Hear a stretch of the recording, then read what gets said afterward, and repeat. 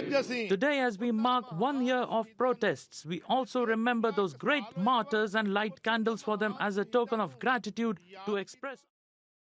Devinder Sharma is a food and trade policy analyst, and he joins us now live from New Delhi. Thank you so much, sir, for joining us on the program.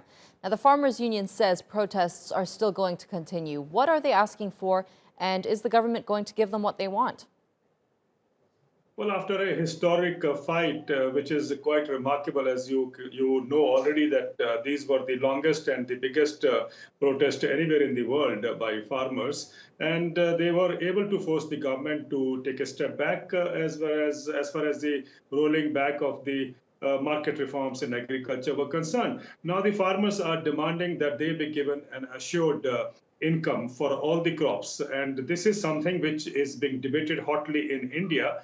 And there are people who say this will be upsetting the entire value chains and call disruption to the value chain, but there are also others who say that this is absolutely essential at this particular juncture, because farmers are passing through a terrible distress, and the only way out is to provide farmers with a guaranteed income or an assured income, which can come by assuring that the farmers get a minimum price for their produce. So that is what the farmers' demand is. And to your question, whether the government will be able to accept it or not, I think that is we are all keeping our fingers crossed, but that's also a big issue right now in the country, because farmers say that they are not going to give up till, of course, the government will accept their demand.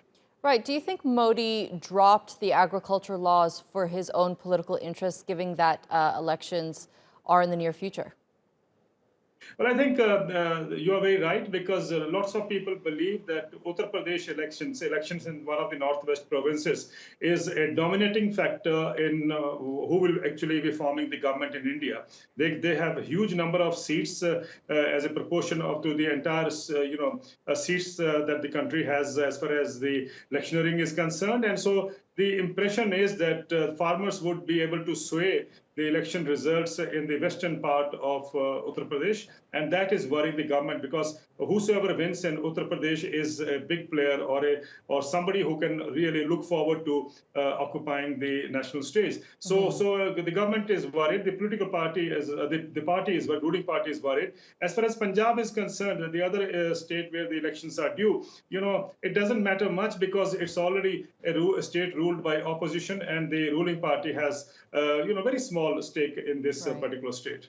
Right, and the agricultural sector in India needs a revamp of some sort, but these protests have shown that the farmers there aren't ready for change. So how can Modi balance pleasing farmers and at the same time make changes within the sector?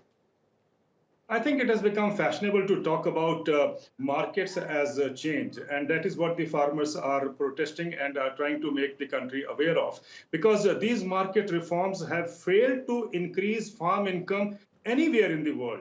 Whether it is America, Canada, European Union, or any of the rich developed countries, these reforms have failed to enhance farm income. So what the farmers are saying is that if these reforms have failed everywhere in the world, and where the farming is being sustained by huge subsidies, including direct income support, so how will these reforms work a miracle in a country like India? That is what the farmers are challenging, and that's what the farmers have brought it up, an issue which was so far lying under the carpet. I think that is something to understand, that although it has become a fashion, we know the mainland economists will always talk about market reforms. But in America, Europe, or the rich developed countries, the OECD studies tell us that rich countries provide $246 billion of subsidy support every year. And if you look at the producer subsidy equivalent index that has been prepared by OECD, there are only 3 countries which have actually are negatively taxing the farmers. One is India, Argentina, and Vietnam, whereas the rest of the countries are providing massive subsidies.